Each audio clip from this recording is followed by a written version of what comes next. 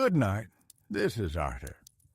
Tonight I'll be reading Lewis Carroll's classic, Alice in Wonderland. So, get cozy in bed and gently close your eyes. Chapter 1. Down the Rabbit Hole. Alice was growing very tired of sitting by her sister on the bank with absolutely nothing to do. Once or twice she peeped into the book her sister read, but it had no pictures and no conversations. And what's the use of a book, thought Alice, without pictures or talk? So she was considering in her own mind as well as she could, for the warm day made her drowsy, whether the pleasure of making a daisy chain would be worth the trouble of getting up and picking the daisies, when suddenly a white rabbit with pink eyes ran close by her. There was nothing very remarkable in that, nor did Alice think it so out of the way to hear the rabbit say to itself, oh dear, I shall be late."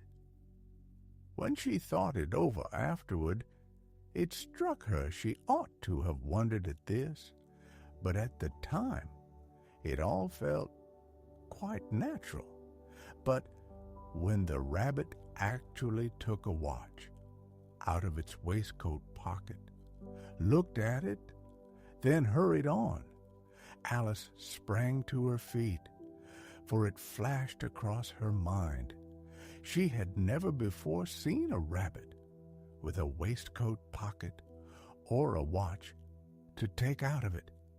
Burning with curiosity, she ran across the field after it. She was just in time to see it pop down a large rabbit hole under the hedge. In another moment, down went Alice after it, never once considering how in the world she was ever to get out again. The rabbit hole went straight on like a tunnel for a way, and then dipped suddenly down, so suddenly that Alice had not a moment to think of stopping before she found herself falling down a very deep well. Either the well was very deep, or she fell very slowly, for she had plenty of time. As she went down to look about her and to wonder what would happen next, first she tried to look down and make out what she was coming to, but it was too dark to see anything. Then she looked at the sides of the well and noticed they were filled with cupboards and bookshelves. Here and there, maps and pictures hung upon pegs. She took down a jar from one of the shelves. As she passed, it was labeled orange marmalade, but to her great disappointment, it was empty. She didn't want to drop the jar for fear of killing somebody underneath, so she managed to put it into one of the cupboards as she fell past it. Well, thought Alice to herself, after such a fall as this, I shall think nothing of tumbling downstairs. How brave they'll all think me at home. Why, I wouldn't say a word about it, even if I fell off the top of the house, which was very likely true. Down, down, down. Would the fall never come to an end? I wonder how many miles I've fallen by this time, she said aloud. I must be getting somewhere near the center of the earth. Let me see. That would be 4,000 miles down, I think. for you see, Alice had learned several things of this sort in her lessons in the schoolroom, and although this was not a very good opportunity for showing off her knowledge, as there was no one to hear her, still, it was good practice to say it over to herself. Yes, that's about the right distance, she continued, but then I wonder what latitude or longitude I've got to. Alice had no idea what latitude was, nor longitude either, but they were grand words to say. Presently, she began again. I wonder if I shall fall right through the earth. How funny it will seem to come out among the people who walk with their heads downward, the antipathies, I think. She was rather glad. No one was listening, as it didn't sound at all the right word. But I shall have to ask them what the name of the country is. Please, ma'am, is this New Zealand or Australia? And she tried to curtsy as she spoke. Fancy curtsying while you're falling through the air. Do you think you could manage it? And what an ignorant little girl they'll think me for asking. No, it'll never do to ask. Perhaps I shall see it written up somewhere. Down, down, down. There was nothing else to do. So Alice soon began talking again. Dinah will miss me very much tonight. I should think, she said. Dinah was the cat. I hope they'll remember her saucer of milk at tea time. Dinah, my dear, I wish you were down here with me. There are no mice in the air, I'm afraid, but you might catch a bat, and that's very like a mouse. But do cats eat bats? I wonder. And here Alice began to get rather sleepy, and went on saying to herself, in a dreamy way, do cats eat bats? Do cats eat bats? And sometimes, do bats eat cats? For, you see, as she couldn't answer either question, it didn't much matter which way she put it. She felt herself dozing off, and had just begun to dream that she was walking hand in hand with Dinah, and saying to her very earnestly, Now, Dinah, tell me the truth. Did you ever eat a bat? When suddenly, thump, thump, down she came upon a heap of sticks and dry leaves, and the fall was over. Alice was not a bit hurt, and she jumped up on her feet in a moment. She looked up, but it was all dark overhead. Before her was another long passage, and the white rabbit was still in sight, hurrying down it. There was not a moment to be lost. Away went Alice, like the wind, and she was just in time to hear it say, as it turned a corner, Oh, my ears and whiskers, how late it's getting. She was close behind it when she turned the corner, but the rabbit was no longer to be seen. She found herself in a long, low hall, lit by a row of lamps hanging from the roof. There were doors all round the hall, but they were all locked, and when Alice had been all the way down one side and up the other, trying every door, she walked sadly down the middle, wondering how she was ever to get out again. Suddenly, she came upon a little three-legged table, all made of solid glass. There was nothing on it but a tiny golden key, and Alice's first thought was that it might belong to one of the doors of the hall, but alas, either the locks were too large or the key was too small. At any rate, it would not open any of them.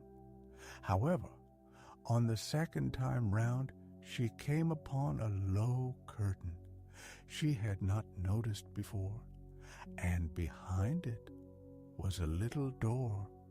About 15 inches high, she tried the golden key in the lock, and to her great delight, it fitted. Alice opened the door and found that it led into a small passage not much larger than a rat hole. She knelt down and looked along the passage into the loveliest garden you ever saw. How she longed to get out of that dark hall and wander among those beds of bright flowers and cool fountains, but she couldn't even get her head through the doorway. And even if my head would go through, thought poor Alice, it would be very little use without my shoulders. Oh, how I wish I could shut up like a telescope. I think I could, if I only knew how to begin. There seemed no use in waiting by the door, so she went back to the table, half hoping she might find another key on it, or at any rate, a book of rules for folding people up like telescopes. This time, she found a little bottle on it, which certainly was not hereinbefore, said Alice, and around the neck of the bottle was a paper label with the words, "Drink me," beautifully printed. In large letters, it was all very well as to say, "Drink me," but the wise little Alice was not going to do that in a hurry. "No, I'll look first," she said, "and see whether it's marked poison or not." For she had read several nice little stories about children who had got burned and eaten up by wild beasts and other unpleasant things, all because they would not remember the simple rules their friends had taught them, such as that a red-hot poker will burn you if you hold it too long, and that if you cut your finger very deeply with a knife, it usually bleeds. And she had never forgotten that if you drink from a bottle marked poison, it is almost certain to disagree with you sooner or later.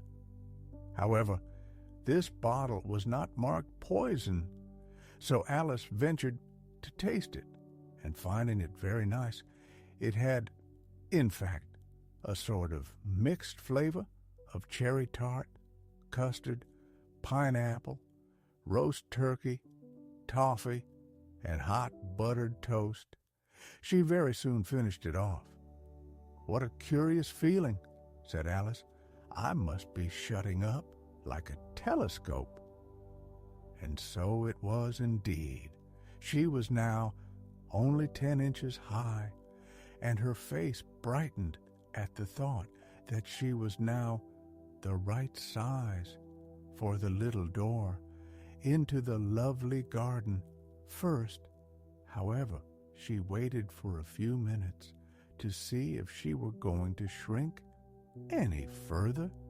She felt a little nervous. It might end, in my going out altogether like a candle. I wonder what I should be like then. After a while, finding that nothing more happened, she decided to go into the garden at once.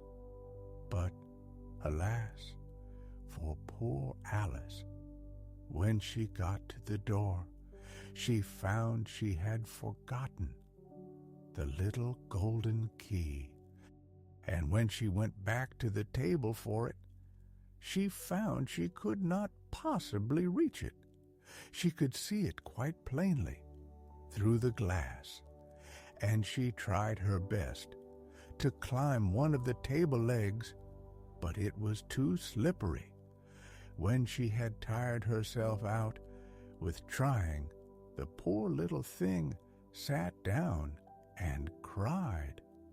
"Come, there's no use in crying like that," said Alice to herself, rather sharply.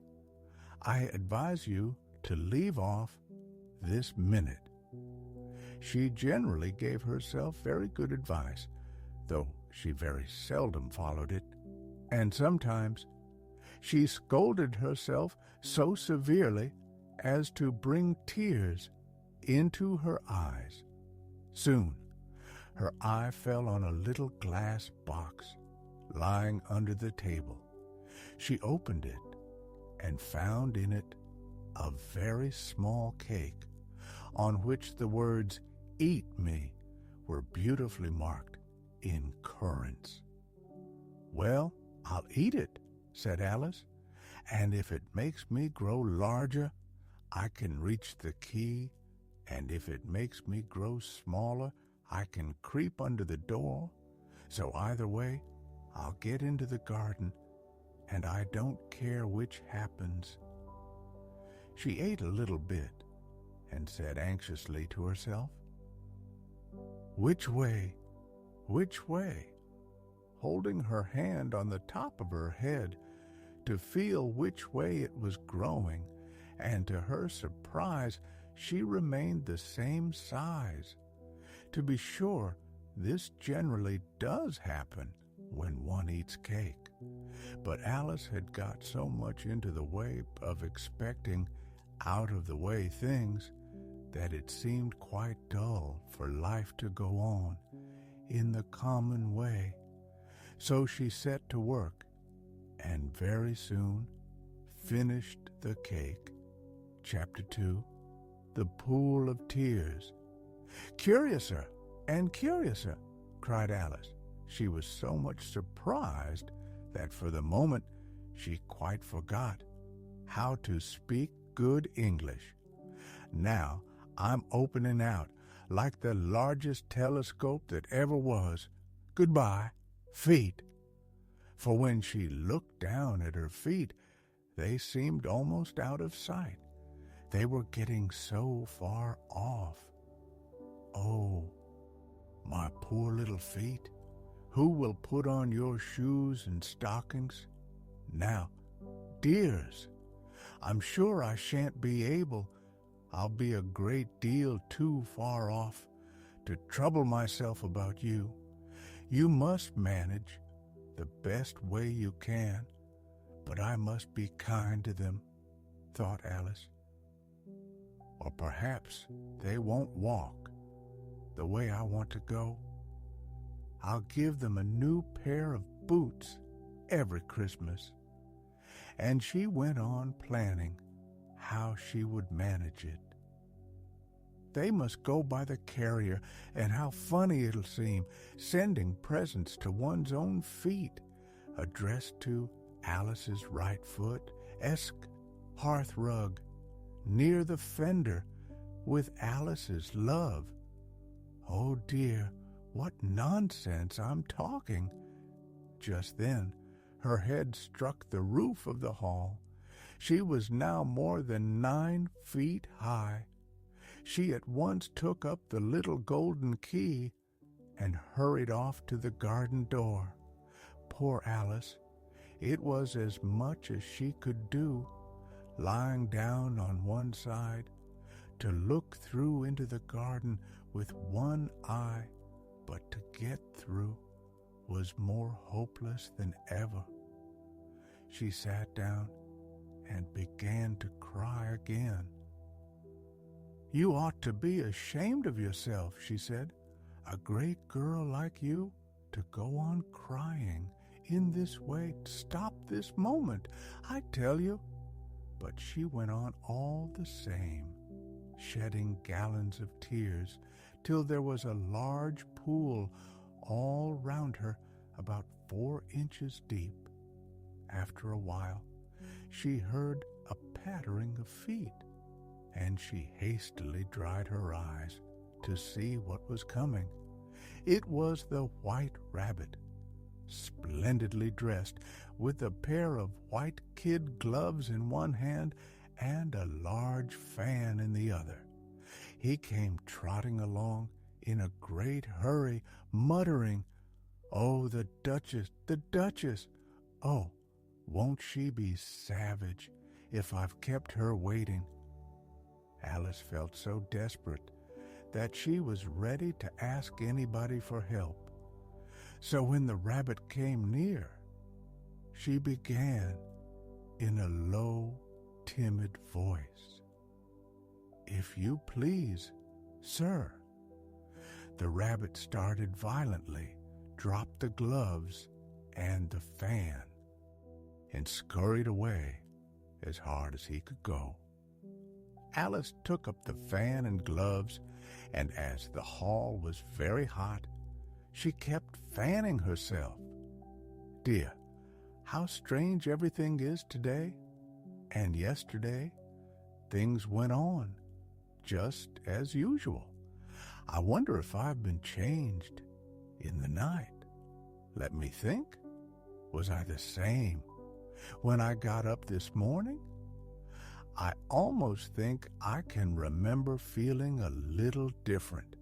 But if I'm not the same, the next question is, who in the world am I? Ah, that's the great puzzle. She tried to remember her lessons. They came out all wrong. She tried a little poem. It changed into something quite different. I must be Mabel after all, she said, and I'll have to live in that poky little house and have next to no toys to play with and, oh, so many lessons to learn. No, I've made up my mind. If I'm Mabel, I'll stay down here. It'll be no use. They're putting their heads down and saying, "Come up again, dear." I shall only look up and say, "Who am I?" then. As she said this, she noticed she had put on one of the rabbit's gloves.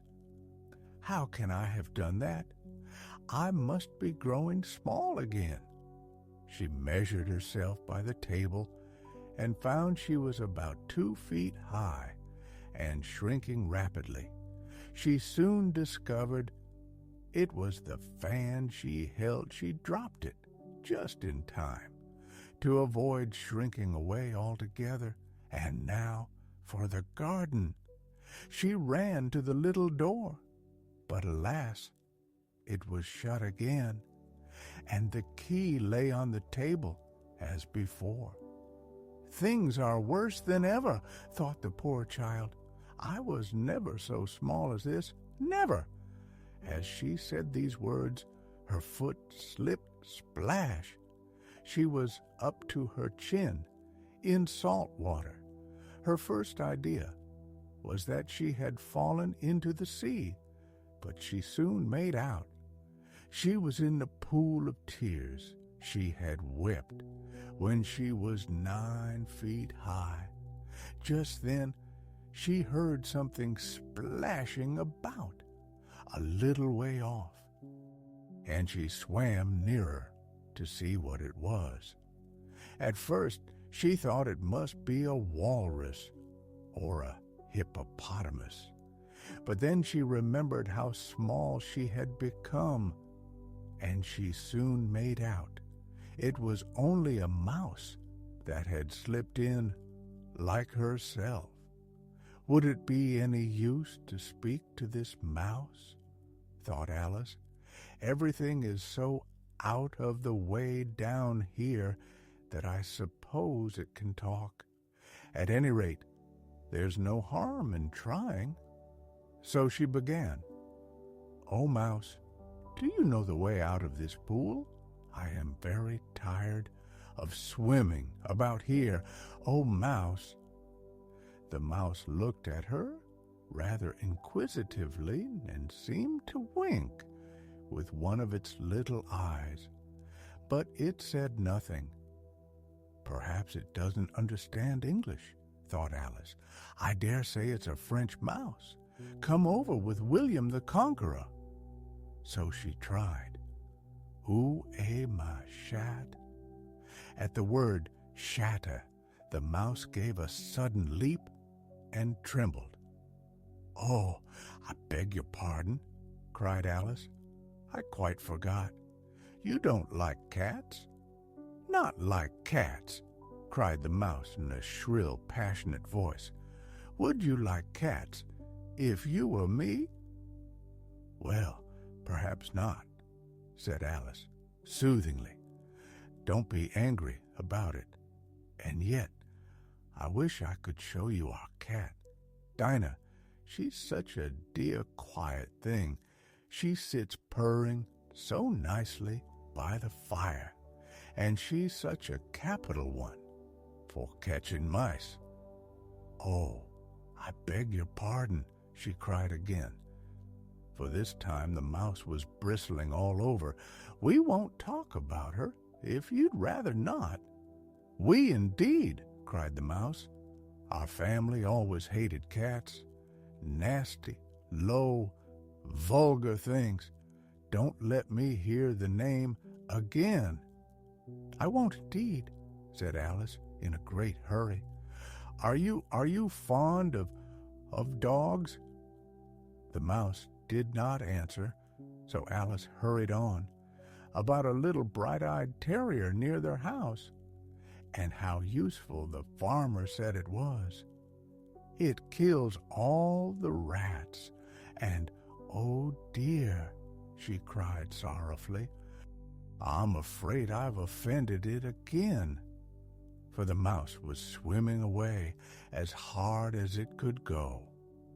She called softly after it, "Mouse dear, do come back again, and we won't talk about cats, or dog either, if you don't like them." When the mouse heard this, it turned round and swam slowly back, its face quite pale. "Let us get to the shore," it said in a low, trembling voice, "and then I will tell you my history, and you will understand why I hate cats and dogs."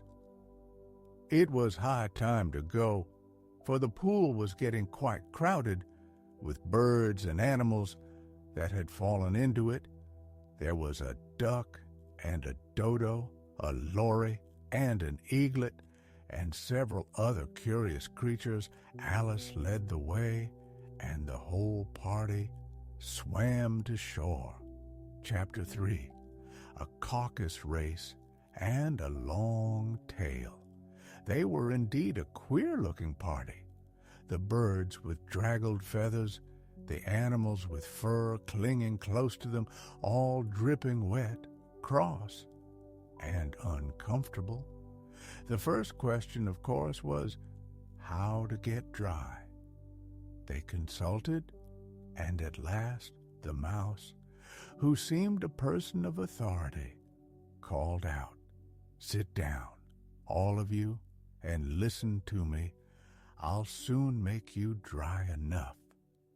They all sat down in a large ring with the mouse in the middle.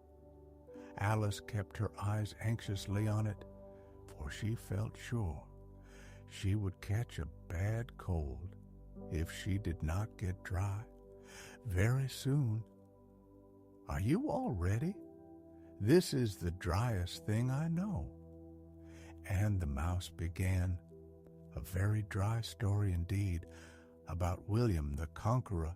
It didn't dry anyone, and at last the dodo stood up and proposed a caucus race. They ran, starting when they liked, stopping when they liked, until at last the dodo cried, "The race is over. But who has won? Everybody has won, and all must have prizes." Alice found a box of comfits and handed them round. There was exactly one apiece. "But she must have a prize herself," said the mouse. The dodo asked what else she had. "Only a thimble," said Alice. "Hand it over," said the dodo, and with great ceremony presented the thimble back to Alice. After the comfits were eaten, they begged the mouse for more of its tail. "Mine is a long and a sad tale," sighed the mouse. "Yes, it is a long tail," said Alice, looking at the tail, and while the mouse spoke, her thoughts twisted it into a shape like a poem. The mouse grew offended. Alice tried to help, made a pun. The mouse marched off. A moralizing crab scolded her child. The young crab snapped back. Alice wished for Dinah. The birds fled in alarm at the name of a cat, and soon Alice was left quite alone until she heard little footsteps in the distance. Chapter 4. The rabbit sends in a little bill. It was the white rabbit trotting back anxiously. "The Duchess! Oh, my fur and whiskers! Where can I have dropped them?" Alice guessed at once. It was looking for the fan and gloves. She hunted kindly, but the hall had changed. No table, no door, nothing the same. The rabbit spotted Alice and snapped, "Mary Ann, what are you doing out here? Run home this moment and fetch me a pair of gloves and a fan, quick now!" Alice was so startled, she ran in the direction it pointed. She came to a neat little house with a bright brass plate. "Tibba, you rabbit!" She went in without knocking, hurried upstairs, found a tidy room, a fan, and tiny white kid gloves. Her eye fell on a little bottle by the glass with no "Drink me," but she uncorked it and sipped. I know something interesting always happens when I eat or drink anything. She grew rapidly. Her head pressed the ceiling. She had to kneel, then lie, one arm out the window, one foot up the chimney. Now I can do no more. Whatever happens. The rabbit came back, tried the door, failed, decided to go in at the window. Alice's hand shot out, a shriek, a crash of glass, angry voices below, talk of cucumber frames, ladders, loose slates. Who's to go down the chimney? Bill is. Alice drew her foot down the chimney, waited, felt something scrambling. There goes Bill. Confusion, brandy, questions. Burn the house down, cried the rabbit. If you do, I'll set Dinah at you, shouted Alice. Dead silence. A barrelful of little pebbles rattled in at the window. They turned into little cakes as they lay on the floor. If I eat one, it must make me smaller. It can't make me larger. She nibbled, shrank, slipped out of the house, and ran into a thick wood. The first thing is to grow to my right size, and the second, to find my way into that lovely garden. While she pondered, an enormous puppy looked down at her, wagging and yelping. She played with it, cautiously, tossing a stick, dodging behind a thistle until it sat panting. Then she ran, till the bark was faint behind her. What a dear little puppy! If only I were the right size to teach it tricks. Oh dear, I must grow up again. But how? She looked round. Nothing seemed right to eat or drink. There was a large mushroom near her about her own height. She stretched up, peeped over the edge, and her eyes met those of a large blue caterpillar sitting on the top, with its arms folded, quietly smoking a long hookah, and taking not the smallest notice of her or of anything else. Chapter 5. Advice from a Caterpillar. The caterpillar and Alice looked at one another for some time in silence. At last, it took the hookah out of its mouth and said in a languid, sleepy voice, "Who are you?" Alice replied, shyly, that she hardly knew. Just at present, she'd been changed several times since morning. "Explain yourself," said the caterpillar. "I can't explain myself," said Alice, "because I'm not myself. You see?" It contradicted, questioned, and finally said, "Keep your temper." After many puffs, it asked what size she wanted to be. Alice said she wasn't particular, only tired of changing so often. It was 3 inches high. "A very good height indeed," it said. At last, it slid down the mushroom and remarked as it went, "One side will make you grow taller, and the other side will make you grow shorter." "One side of what?" thought Alice. "Of the mushroom," said the caterpillar, as if she had spoken aloud, then disappeared. Alice broke off 2 bits, one in each hand, nibbled the right-hand piece. Her chin struck her foot. She was shrinking too fast. She hastily tasted the left. Her neck shot up like a stalk. Pigeon cried, "Serpent!" She protested. The pigeon insisted, "Little girls eat eggs as much as serpents do." In the end, it sulked back into its nest. Alice carefully nibbled first one piece and then the other, growing sometimes taller, sometimes shorter, until at last she brought herself down to her usual height. "It feels quite strange. I've been so long the wrong size, but half my plan is done. Now for the garden." She came upon an open place with a little house about 4 feet high. "Whoever lives there, it won't do to go to them this size." So she nibbled again and did not venture near until she had brought herself down to 9 inches high. Chapter 6. Pig and Peppa. For a minute or two, she stood looking at the house, wondering what to do next, when suddenly a footman in livery with a fishy face came running out of the wood and rapped loudly at the door. It was opened by another footman with a round, frog-like face. The fish footman produced a great letter nearly as large as himself.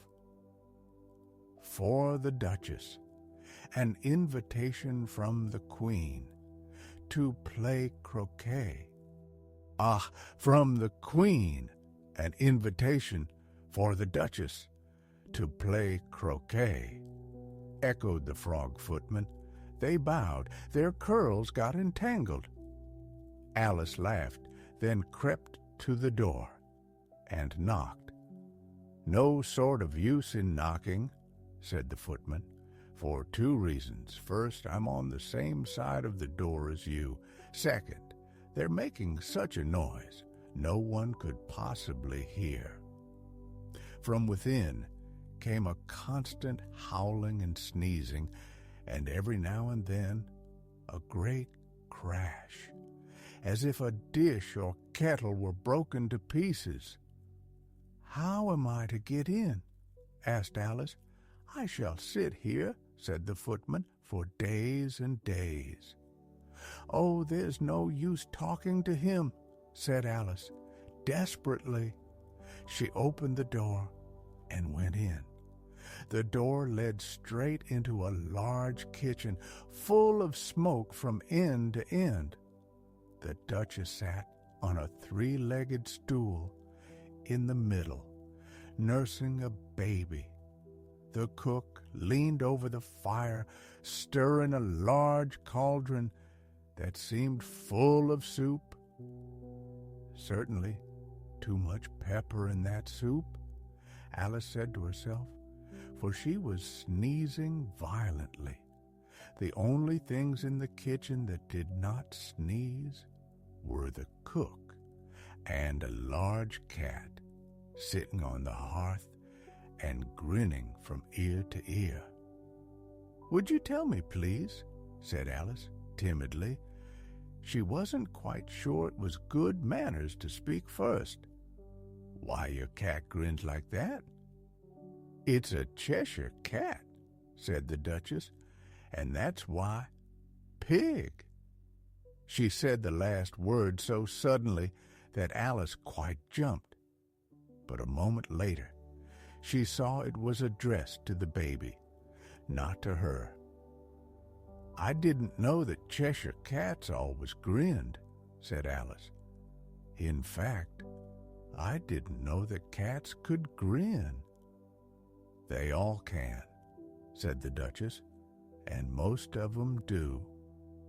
"I don't know of any that do," said Alice as politely, pleased to have got into a conversation. "You don't know much," said the Duchess, "and that's a fact." The cook, without warning, began throwing everything within reach at the Duchess, and the baby fire irons came first, then a shower of saucepans, plates, and dishes. The Duchess took no notice, even when they hit her, and the baby howled so much already it was impossible to tell whether the blows hurt or not. "Oh, please, mind what you're doing," cried Alice. "There goes its precious nose."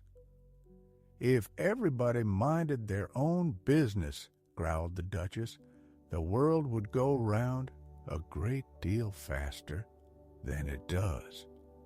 "Which would not be an advantage," said Alice, glad to have a chance to show off a bit of knowledge. "Just think what work it would make, with the day and night. You see, the earth takes 20... "Talking of axes," said the Duchess, "chop off her head." Alice glanced at the cook, but the cook was busy at the soup and did not seem to be listening. The Duchess nursed the child, shaking it at the end of every line of a very rude lullaby. The cook and the baby howled the chorus. At last, "Here, you may hold it a bit if you like," said the Duchess, flinging the baby at Alice. "I must go and get ready to play croquet with the Queen." The cook threw a frying pan after her. It just missed. Alice caught the baby with difficulty. It was a queer-shaped little creature, holding out its arms and legs in all directions. "Just like a starfish," thought Alice. It snorted like a little steam engine, doubled itself up, straightened out again, till at last she managed to carry it into the open air. "If I don't take this child away," thought Alice, "they're sure to kill it. Wouldn't it be murder to leave it behind?" The little thing grunted. "Don't grunt," said Alice. "That's not a proper way of expressing yourself." It grunted again. Its nose was turned up like a snout. Its eyes were very small. There was no mistake. It was more pig than baby. "If you're going to turn into a pig, my dear," said Alice seriously, "I'll have nothing more to do with you. Mind now." It grunted once more, quite violently, and she set it down, glad to see it trot quietly away into the wood. If it had grown up, she said to herself, it would have made a dreadfully ugly child, but it makes rather a handsome pig, I think. She was just beginning to think over other children she knew who might do very well as pigs when she was startled to see the Cheshire Cat sitting on a bough of a tree a few yards off. The cat only grinned when it saw Alice. It looked good-natured, she thought.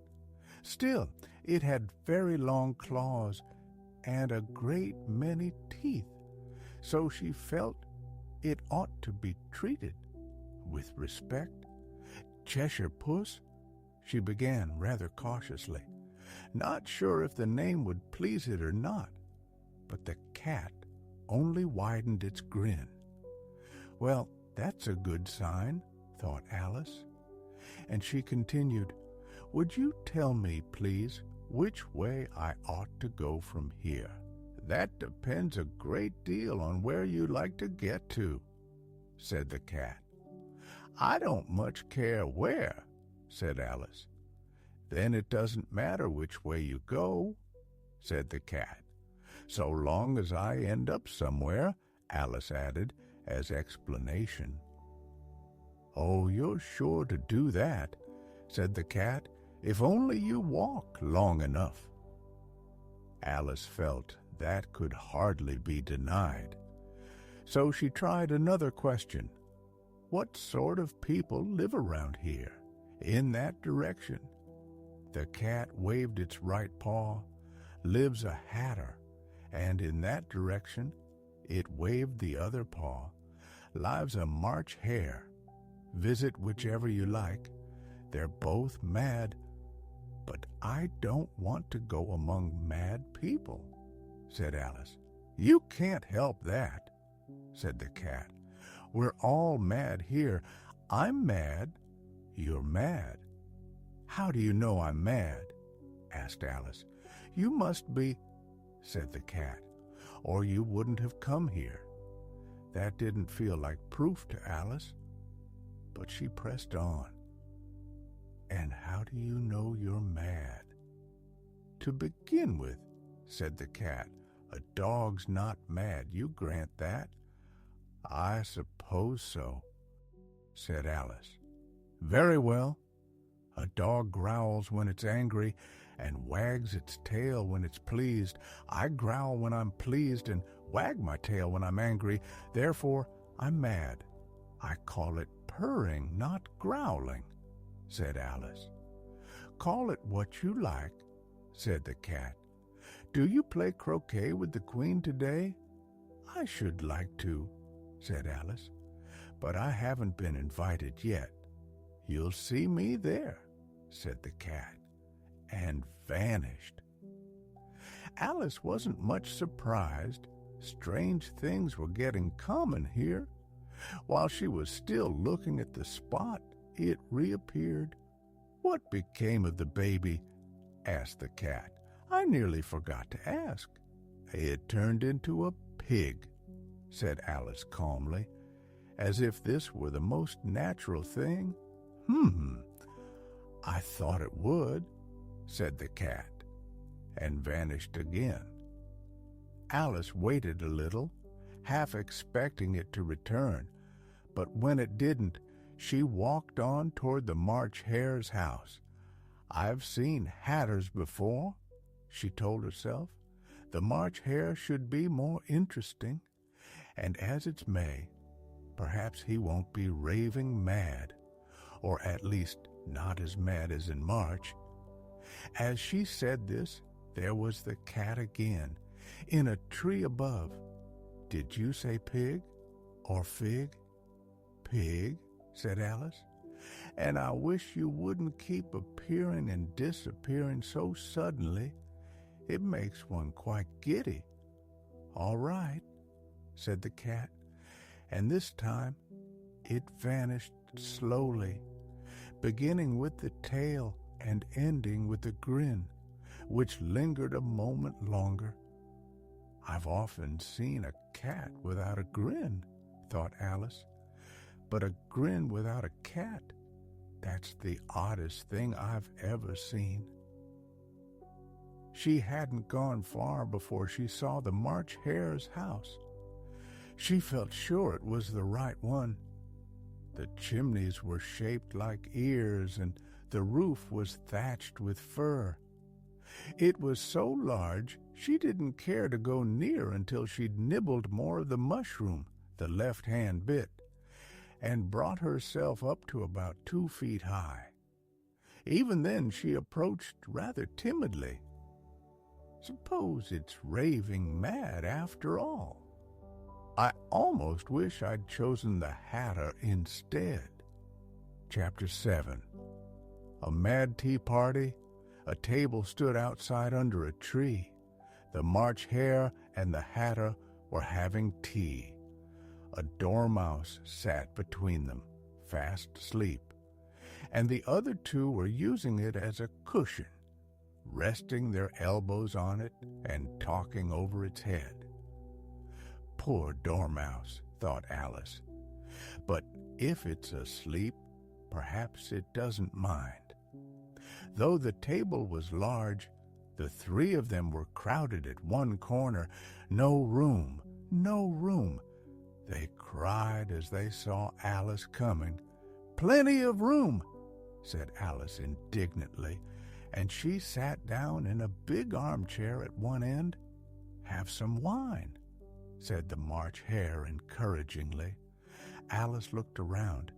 There was only tea. "I don't see any wine." "There isn't any," said the March Hare. "Then it wasn't very civil to offer it," snapped Alice. "It wasn't very civil of you to sit without being invited," said the March Hare. "I didn't know it was your table," said Alice. "It's laid for far more than 3. "Your hair needs cutting," said the Hatter, who had been staring at Alice with great curiosity. It was his first remark. "You should learn not to make personal comments," said Alice severely. "It's very rude." The Hatter opened his eyes wide, but merely said, "Why is a raven like a writing desk?" "Ah, a riddle. We shall have some fun now," thought Alice. "I believe I can guess that," she added aloud. "Do you mean you think you can find the answer?" said the March Hare. "Exactly so," said Alice. "Then you should say what you mean," the March Hare went on. "I do," Alice replied quickly. "At least, I mean what I say. It's the same thing, you know."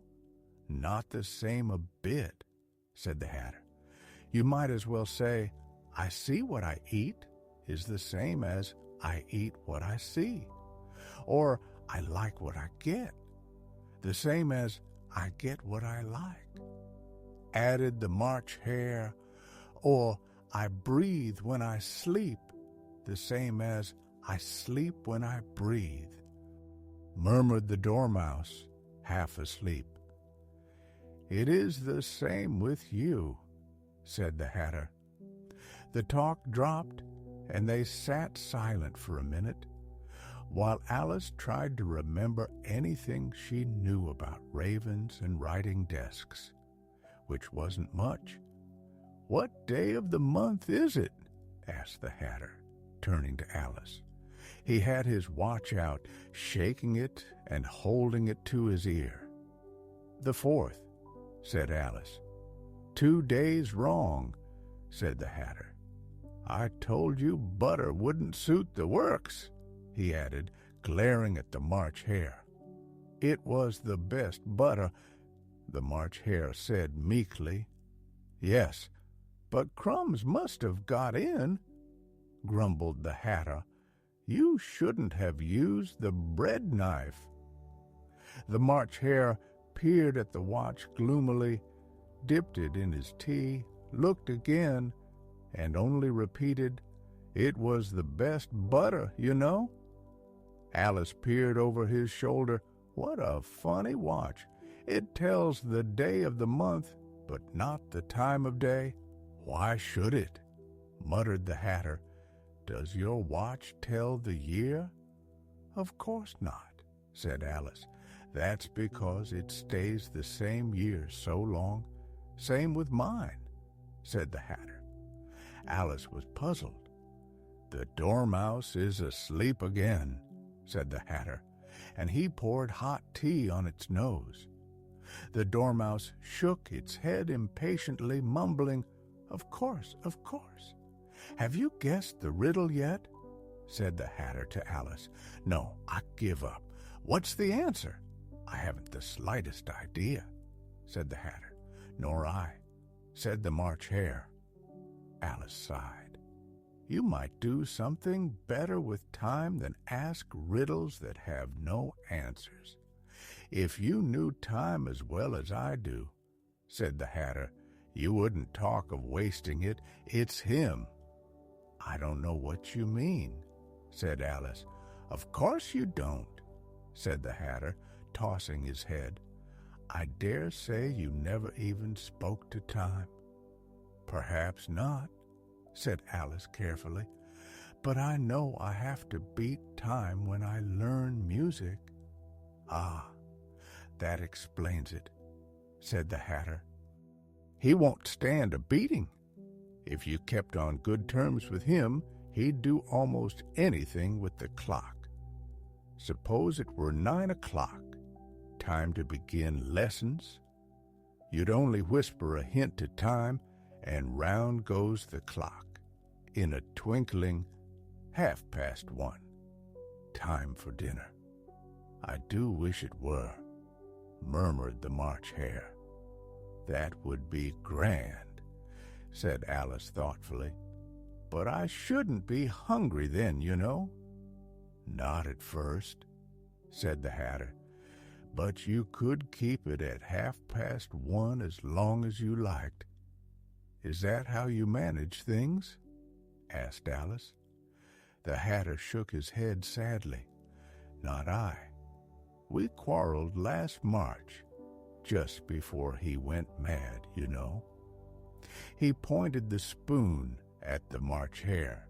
It was at the grand concert given by the Queen of Hearts. I had to sing, Twinkle, twinkle, little bat. How I wonder what you're at. You know the song, perhaps? I've heard something like it, said Alice. It goes on, said the Hatter. Up above the world you fly, like a tea tray in the sky. Twinkle, twinkle. Here the Dormouse shook himself and began singing in his sleep. They pinched him to make him stop. I'd hardly finished the first verse, said the Hatter, when the Queen jumped up and yelled, He's murdering the time! Off with his head! How dreadfully savage, cried Alice. Ever since, sighed the Hatter. He won't do a thing I ask. It's always 6 o'clock now. A bright idea came to Alice. Is that why there are so many tea things out? Yes, said the Hatter. It's always tea time. We've no time to wash the cups between whiles. Then you keep moving round, I suppose? Exactly, said the Hatter, as the things get used. But what happens when you come back to the beginning? Alice ventured. Suppose we change the subject, yawned the March Hare. I'm getting tired of this. I vote the young lady tells us a story.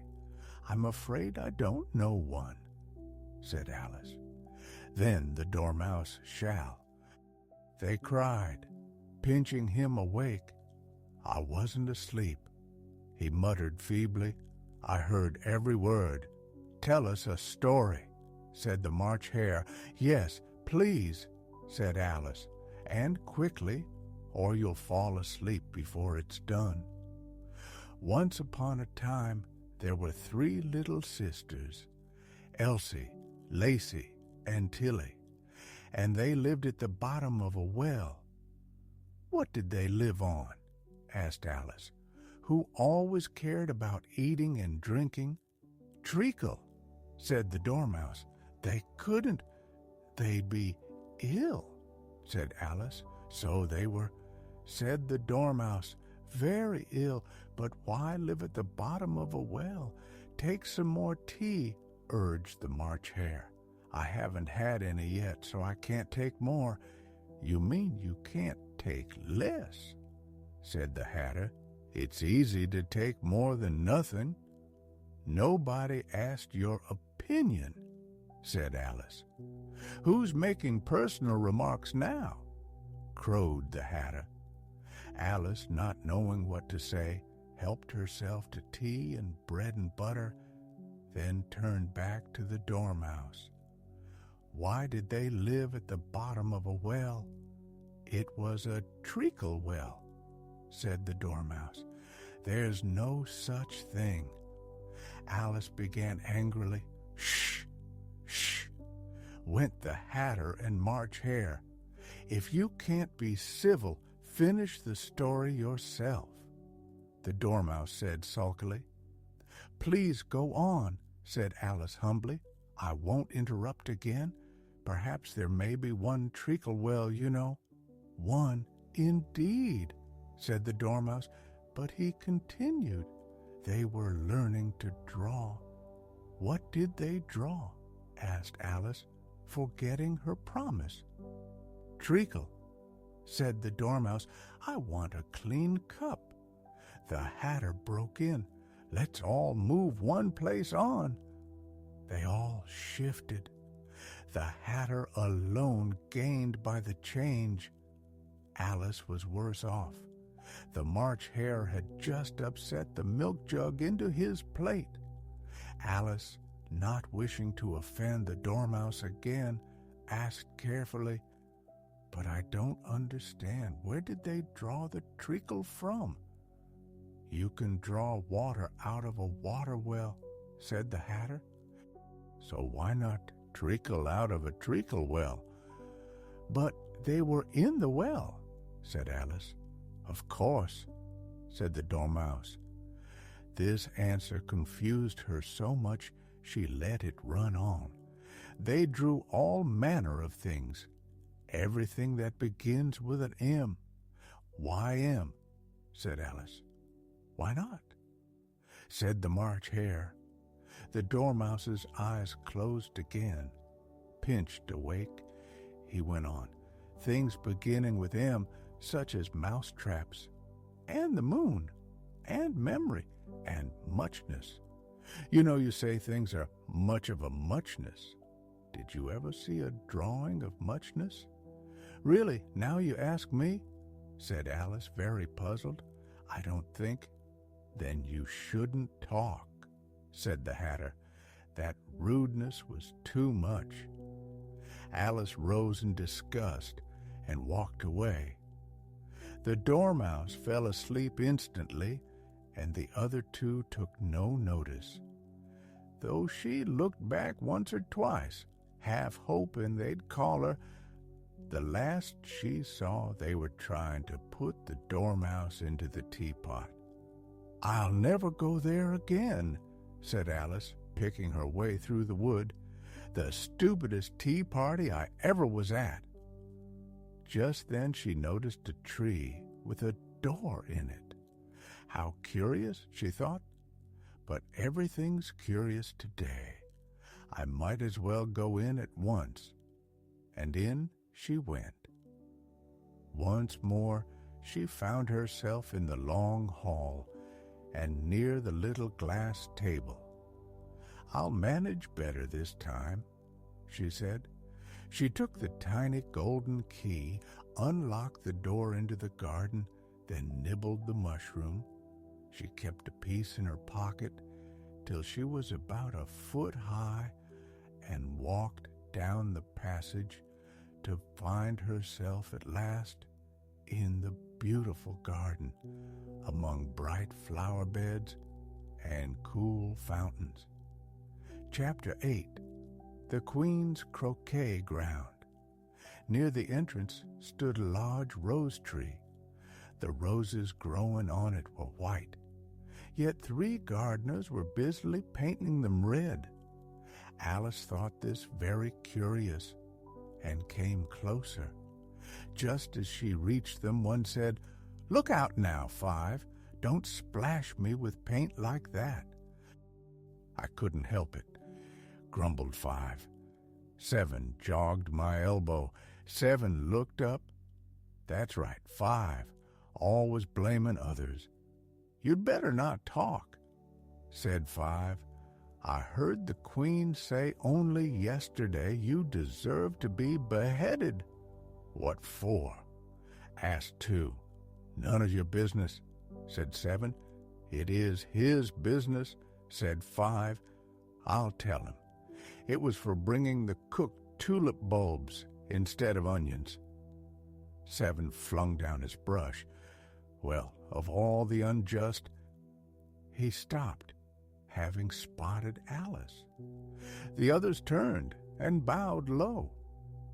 "Would you tell me," asked Alice timidly, "why you are painting those roses?" 5 and 7 said nothing, but looked to 2, who answered in a low voice, "Why, the fact is, miss, this ought to have been a red rose tree, and we planted a white one by mistake. If the Queen finds out, we'll all have our heads cut off. So, you see, we're doing our best before she comes." "The Queen! The Queen!" cried 5, who had been staring anxiously across the garden. The 3 gardeners instantly threw themselves flat on their faces. A sound of many footsteps. Alice looked around, eager to see. First came 10 soldiers carrying clubs, all shaped like the gardeners, oblong and flat, with hands and feet at the corners.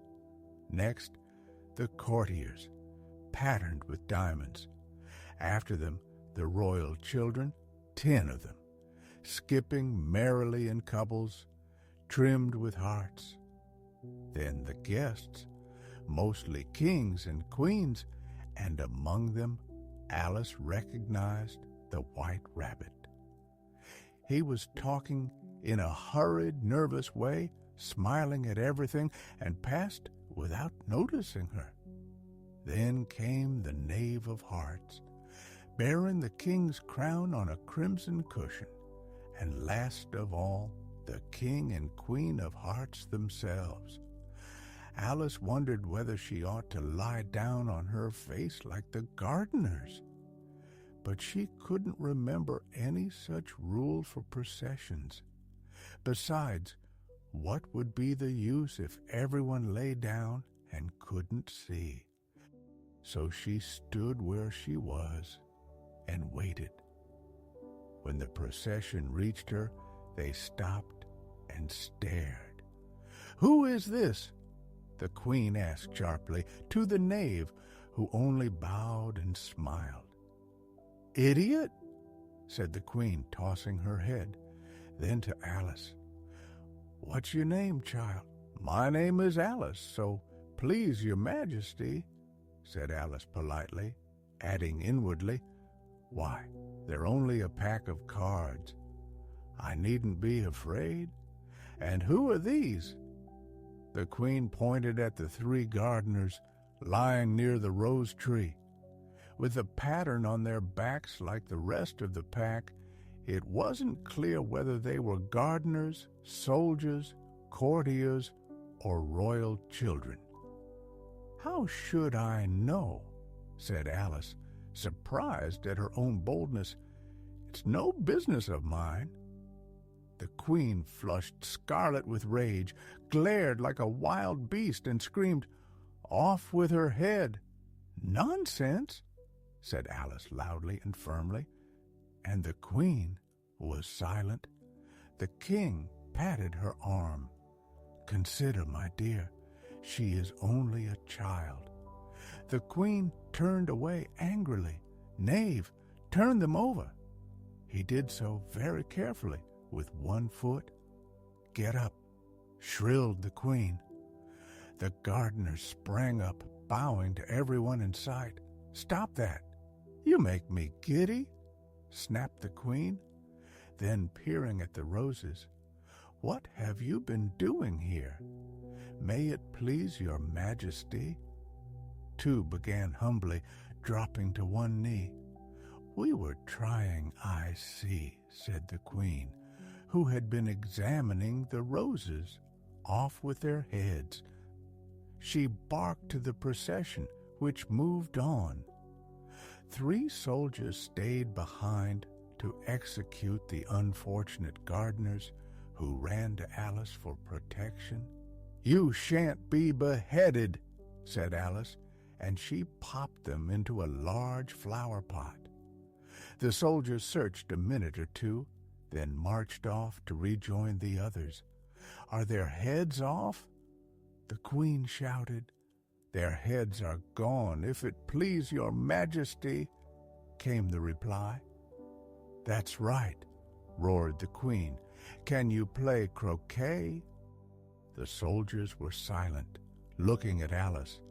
Clearly the question was for her. "Yes," cried Alice. "Come on, then," roared the queen, and Alice joined the procession, wondering what would happen next. "It's a very fine day," said a timid voice at her side.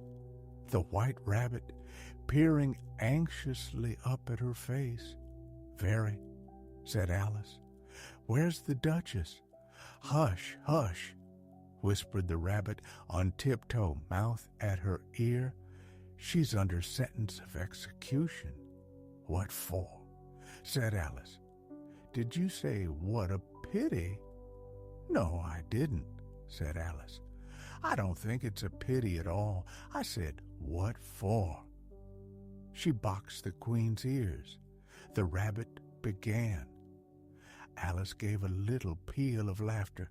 "Hush! The queen will hear you." "To your places," thundered the queen. People ran in every direction, bumping into each other. Soon they settled, and the game began. Alice had never seen such a croquet ground, ridges and furrows everywhere. The balls were live hedgehogs, the mallets live flamingos, and the soldiers doubled themselves to make the arches. The chief difficulty was managing her flamingo. She could tuck its body under her arm with its legs hanging down, but just as she got its neck straight and was ready to strike the hedgehog, it would twist round and give her a puzzled look, which made her laugh. And when she got its head down again, the hedgehog would have unrolled and started crawling away. Besides, there was always a ridge or furrow exactly where she wanted to send it, and the doubled soldiers kept getting up and walking off to other parts. Soon, Alice decided it was a very difficult game indeed. Everyone played at once, without waiting turns, quarreling all the time, fighting over the hedgehogs. In a very short while, the queen was in a furious passion, stamping and shouting, "Off with his head," or "Off with her head." About once a minute, Alice began to feel uneasy. She hadn't yet quarreled with the queen, but it might happen any moment. And then she thought, what will become of me? They're desperately fond of beheading. It's a wonder anyone is left alive. She was looking for any possible escape when she noticed a curious appearance in the air. After a minute, she made it out. A grin. The Cheshire Cat. Now I shall have someone to talk to. How are you getting on? Said the cat as soon as there was mouth enough to speak with. Alice waited for the eyes to appear, then nodded. No use talking to it till the ears are here, or at least one. In another minute, the whole head appeared. Alice set down her flamingo and began recounting the game, glad to have a listener. The cat thought enough of it had appeared and stopped at the head. I don't think they play fairly, she began, rather complaining. They quarrel so dreadfully one can't hear oneself think, and there don't seem to be any rules, or if there are, nobody keeps them, and you've no idea how confusing it is, everything alive. For example, the arch I must go through next is strolling about at the far end of the ground, and I'd have croqueted the queen's hedgehog just now, only it ran away when it saw mine coming. How do you like the queen? Said the cat, low. Not at all, said Alice. She's so extremely.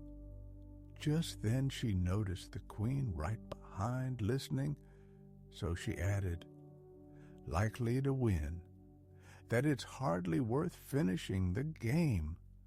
The queen smiled and passed on. Who are you talking to?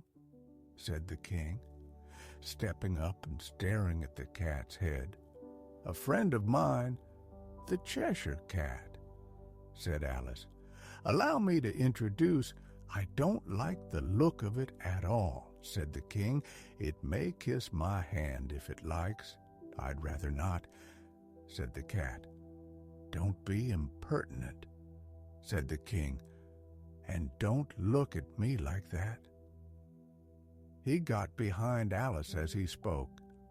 A cat may look at a king, said Alice. I've read that somewhere. Well, it must be removed, said the king decidedly, and he called the queen, who was passing. My dear, I wish you'd have this cat removed. Off with his head, said the queen. Without even looking, I'll fetch the executioner myself, said the king, and hurried off. Alice thought she might as well see how the game went. The queen's voice shrieked in the distance. She had already ordered 3 players executed for missing their turns. The game was such confusion, she never knew whether it was her turn or not. She went to find her hedgehog, now fighting another hedgehog, an excellent chance to croquet one with the other. The only trouble, her flamingo had flown off across the garden, and Alice saw it trying helplessly to fly up into a tree. By the time she caught it and brought it back, the fight was over and both hedgehogs gone. Well, it doesn't matter much, thought Alice. All the arches have left this side of the ground. She tucked the bird securely under her arm and went back to the cat. A large crowd had gathered. A dispute was raging between the executioner, the king, and the queen, all talking at once, while everyone else stood miserably silent. As soon as Alice arrived, all 3 appealed to her to settle things, repeating their arguments all at once, so she could hardly make anything out. The executioner said, You couldn't cut off a head unless there was a body to cut it from, and he'd never done such a thing and didn't mean to begin now.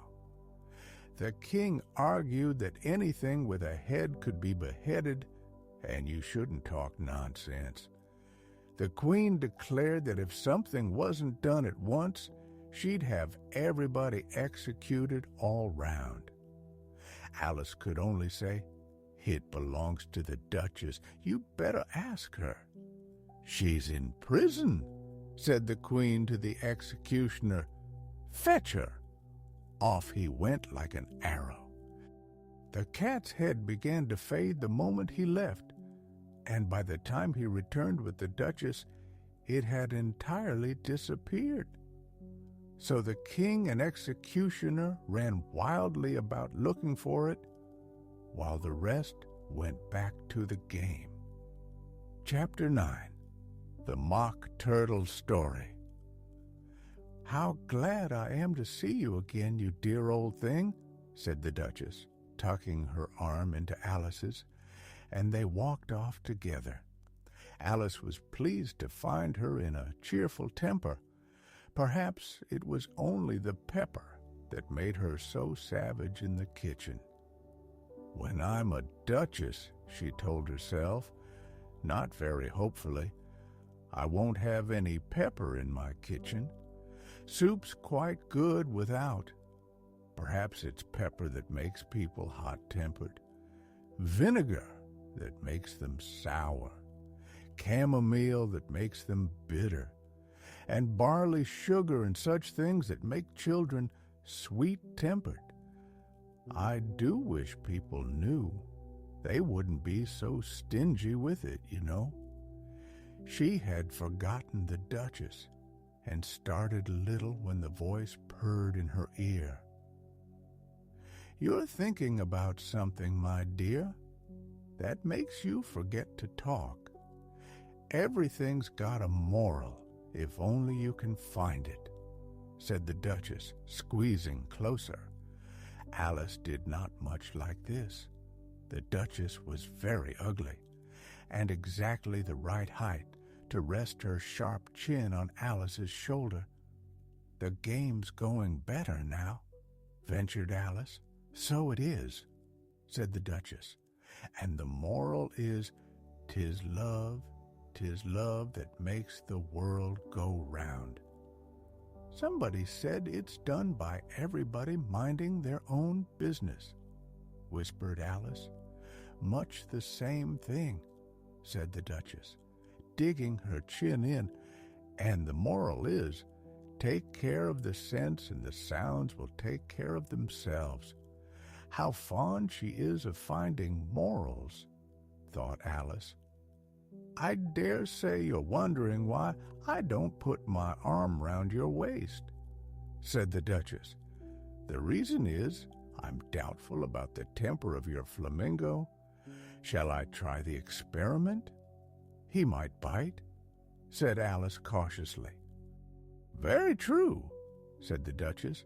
"Flamingos and mustard both bite. Moral, birds of a feather flock together." "Only mustard isn't a bird," said Alice. "Right as usual," said the Duchess. "It's a mineral, I think." "It's a vegetable," said Alice. "It doesn't look like one, but it is." "Quite so," said the Duchess. "And the moral," but Alice said politely, "I think I'd understand better if it were written down. I can't quite follow when you say it." "That's nothing to what I could say if I chose," beamed the Duchess. "Pray don't trouble to say any more than that," said Alice. "Don't talk of trouble," said the Duchess. "I make you a present of everything I've said so far." "A poor kind of present," thought Alice, but she didn't say it. "Thinking again?" asked the Duchess with another poke of her sharp little chin. "I've a right to think," said Alice sharply, getting a bit worried. "Just about as much right," said the Duchess, as pigs have to fly, and the moral. But here, to Alice's great relief, the Duchess's voice died even on the word moral, and the arm linked in hers began to tremble. Alice looked up, and there stood the Queen, arms folded, frowning like a thunderstorm. "A fine day, Your Majesty," the Duchess began weakly. "Now, I give you fair warning," roared the Queen, stamping. "Either you or your head must be off, and that in about half no time. Take your choice." The Duchess chose, and vanished in a moment. "Let's go on with the game," said the Queen. Alice, too frightened to speak, followed back to the croquet ground. The guests had all taken advantage of the Queen's absence to rest in the shade, but flew back to play the instant they saw her. The Queen merely remarked that a moment's delay would cost their lives. All through the game, the Queen never stopped quarreling and shouting, "Off with his head! Off with her head!" Those sentenced were taken by the soldiers, who of course had to stop being arches to do so. Until after half an hour, there were no arches left, and all the players but the King, the Queen, and Alice were in custody, condemned. Then the Queen, quite out of breath, said to Alice, "Have you seen the Mock Turtle yet?" "No," said Alice. "I don't even know what a Mock Turtle is." "It's the thing Mock Turtle soup is made from," said the Queen. "I never saw one or heard of one," said Alice. "Come on, then, and he shall tell you his story." They walked off. Alice heard the King say in a low voice to the company generally, "You're all pardoned." Come, that's a good thing, thought Alice. She had felt quite unhappy at the number of executions ordered. They soon came upon a griffin asleep in the sun. If you don't know what a griffin is, look at a picture. "Up, lazy thing," said the Queen, "and take this young lady to see the Mock Turtle and hear his story. I must go back and see about some executions I've ordered." And she marched away, leaving Alice with the griffin. Alice didn't quite like its look, but decided it was as safe to stay as to follow the savage Queen. The griffin sat up, rubbed its eyes, watched the Queen till she was out of sight, then chuckled. "What fun!" "What is?" said Alice. "Why, she," said the griffin. "It's all her fancy. They never execute anybody, you know. Come on." "Everybody says come on here," thought Alice. As she followed slowly, I never was so ordered about in all my life. They hadn't gone far before they saw the Mock Turtle in the distance, sitting sad and lonely on a little ledge of rock. As they came near, Alice heard him sigh, as if his heart would break. She felt deeply sorry. "What's his sorrow?" she asked. "It's all his fancy," said the griffin. "He hasn't got any. Come on." They went up to the Mock Turtle, who looked at them with large eyes brimming with tears, but said nothing. "This here young lady," said the griffin, "wants to know your history. She does." "I'll tell it to her," said the Mock Turtle in a deep, hollow tone. "Sit down, both of you, and don't speak a word till I've finished." So they sat, and nobody spoke for some minutes. Alice thought to herself, I don't see how he's to finish if he doesn't begin." But she waited. "Once," said the Mock Turtle at last, with a deep sigh, "I was a real turtle." A long silence followed, broken only by an occasional sob from the Mock Turtle and a little snort from the Griffin. Alice was almost getting up to say, "Thank you, sir, for your interesting story," but felt sure there must be more, so she waited. "When we were little," he went on more calmly, though still sobbing now and then, "we went to school in the sea. The master was an old turtle. We called him Tortoise." "Why call him Tortoise if he wasn't one?" asked Alice. "We called him Tortoise because he taught us," snapped the Mock Turtle. "Really, you are very dull."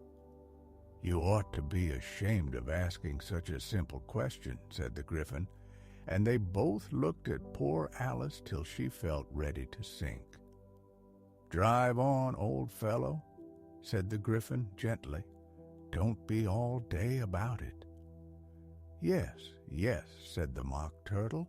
"We went to school in the sea. Though you mayn't believe it, I never said I didn't," said Alice. "You did," said the Mock Turtle.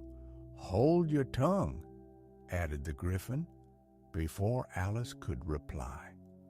"We had the best of educations. In fact, we went to school every day. I've been to a day school too," said Alice. "No need to be so proud." "With extras?" said the Mock Turtle anxiously. "Yes," said Alice. "French and music." "And washing?" said the Mock Turtle. "Certainly not," cried Alice. "Then yours wasn't a really good school," said the Mock Turtle, much relieved. Now at ours they had at the end of the bill French, music, and washing extra. You couldn't have wanted washing much living at the bottom of the sea, said Alice. "I couldn't afford to learn it," sighed the Mock Turtle. "I only took the regular course." "What was that?" asked Alice. "Reeling and writhing, of course, to begin with," said the Mock Turtle, "and then the different branches of arithmetic, ambition, distraction, uglification, and derision." "I've never heard of uglification," said Alice. "What is it?" The Griffin threw up both paws. "What? Never heard of uglifying? You know what beautify is, I suppose?" "Yes," said Alice. "It means to make something prettier." "Well then, if you don't know what to uglify is, you are quite silly," said the Griffin. Alice didn't feel encouraged to ask more about it, so she turned to the Mock Turtle. "What else had you to learn?" "Well, there was mystery," said the Mock Turtle, counting on his flippers. "Mystery, ancient and modern, with seaography. Then drawing. The drawing master was an old conger eel that used to come once a week.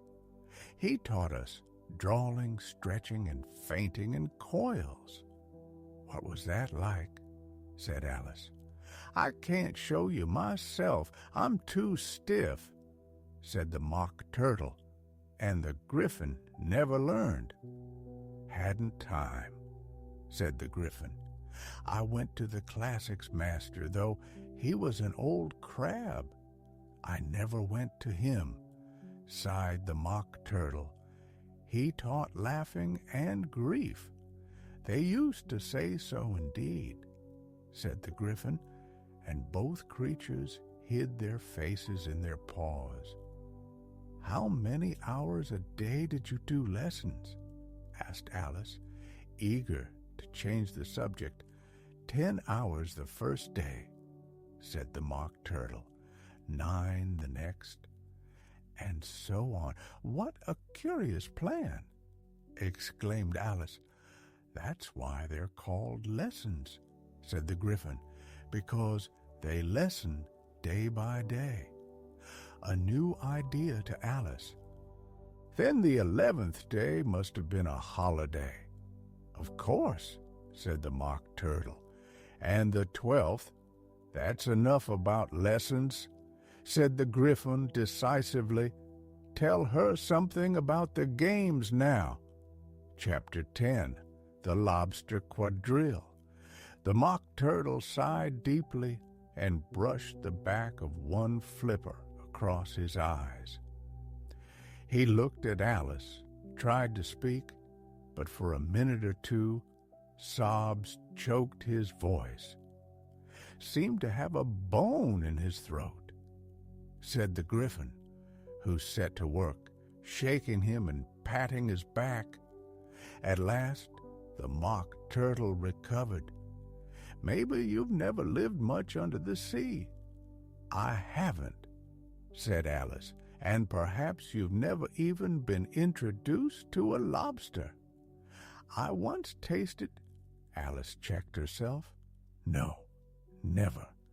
Then you can have no idea how delightful a lobster quadrille is, said the Mock Turtle. No, indeed, said Alice. What sort of dance is it? Why, said the Gryphon, you first form a line along the seashore. 2 lines? Cried the Mock Turtle. Seals, turtles, salmon, and so on. Then, when you've cleared all the jellyfish out of the way, that generally takes some time. Put in the Gryphon. You advance twice, continued the Mock Turtle, each with a lobster as partner. Of course, cried the Gryphon. Advance twice, set to partners, change lobsters, and retire in the same order. Then, said the Mock Turtle, you throw the lobsters, shouted the Gryphon, with a bound into the air. As far as you can, said the Mock Turtle. Swim after them, screamed the Gryphon. Turn a somersault in the sea, cried the Mock Turtle, capering wildly. Change lobsters again, yelled the Gryphon back to land. And that's all the first figure, finished the Mock Turtle, suddenly dropping his voice. The 2 creatures, who had been jumping like mad things, sat down very sadly and quietly and looked at Alice. It must be a very pretty dance, said Alice timidly. Would you like to see a little of it? Said the Mock Turtle. Very much indeed, said Alice. Come, let's try the first figure, said the Mock Turtle to the Gryphon. We can do without lobsters. Which of us shall sing? You sing, said the Gryphon. I've forgotten the words. So they began slowly dancing round Alice, sometimes treading on her toes when they came too close, and waving their forepaws in time, while the Mock Turtle sang very slowly and sadly. Will you walk a little faster? Said a whiting to a snail. There's a porpoise close behind us, and he's treading on my tail. The chorus rolled on and on. Will you, won't you? Will you, won't you? Will you join the dance? Thank you, said Alice, very glad it was over at last. It's a very interesting dance to watch, and I do like that curious song about the whiting. Oh, as to the whiting, said the Mock Turtle, you've seen them, of course. Yes, said Alice, for she knew them as a tasty sort of fish. I've often seen them at She stopped short of dinner. I don't know where Din may be, said the Mock Turtle. If you've seen them so often, of course you know what they're like." "I believe so," said Alice thoughtfully. "They have their tails in their mouths, and they're all over crumbs." "Wrong about the crumbs," said the Mock Turtle. "Crumbs would all wash off in the sea. But they do have their tails in their mouths. And the reason is—" "Tell her the reason," said the Gryphon. "The reason is," said the Gryphon solemnly, "they would go with the lobsters to the dance. So they got thrown into the sea. So they had to fall a long way. So they got their tails stuck fast in their mouths. So they can't get them out again. That's all." "Thank you," said Alice. "Very interesting. I never knew so much about a whiting before. I can tell you more," said the Gryphon. "Do you know why it's called a whiting? I never thought about it." "Why, it does the boots and shoes," said the Gryphon. "Dust the boots and shoes," repeated Alice. "What are your shoes cleaned with?" "Shoe blacking, I believe." "Yes, with blacking. Boots and shoes under the sea are done with a whiting. Now you know. And what are they made of?" "Soles and eels, of course," said the Gryphon impatiently. "If I'd been the whiting," said Alice, still thinking of the song, "I'd have said to the porpoise, 'Would you?'" "They were obliged to have him with them," said the Mock Turtle. "No wise fish would go anywhere without a porpoise." "Wouldn't it really?" said Alice. "Of course not," said the Mock Turtle. "Why, if a fish came to me and said he was going on a journey, I should say, 'With what porpoise?'" "Don't you mean purpose?" asked Alice. "I mean what I say," said the Mock Turtle in an offended tone. "Come, let's hear some of your adventures," said the Gryphon. "I could tell you from this morning," said Alice timidly, "but there's no use going back to yesterday. I was a different person then." "I'll explain all that," said the Mock Turtle. "No, no, adventures first," said the Gryphon impatiently. "Explanations take such a dreadful time."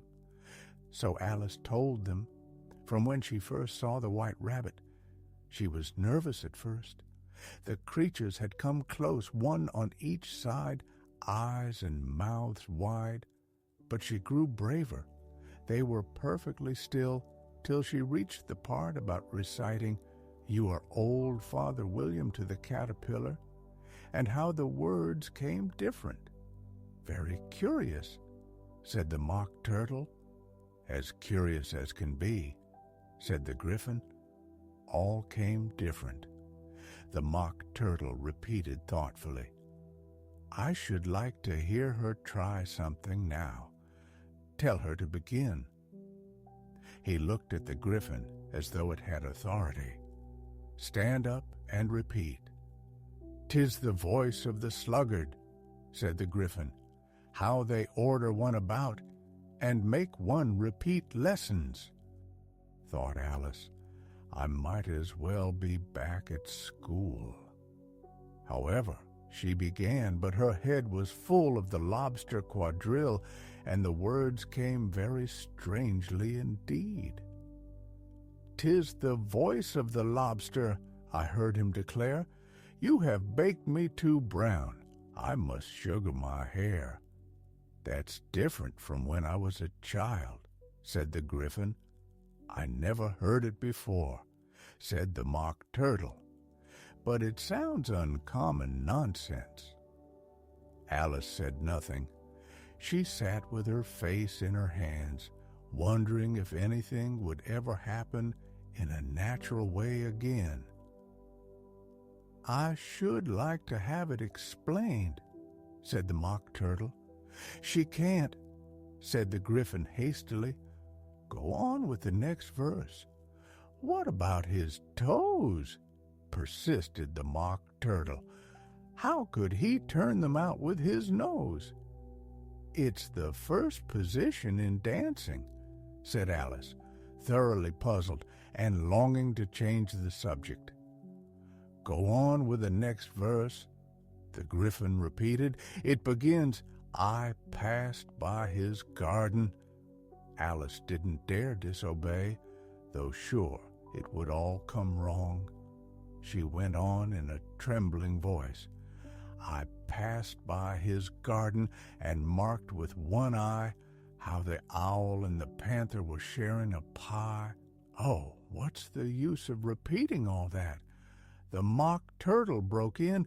If you don't explain as you go, by far the most confusing thing I ever heard. Yes, better leave off, said the Gryphon, and Alice was only too glad. Shall we try another figure of the lobster quadrille? Or would you like the Mock Turtle to sing a song? Oh, a song, please, if he'd be so kind, said Alice quickly. No accounting for taste, said the Gryphon. Sing turtle soup, old fellow. The Mock Turtle sighed deeply and began in a voice sometimes choked with sobs. Beautiful soup, so rich and green, waiting in a hot tureen. Soup of the evening, beautiful soup.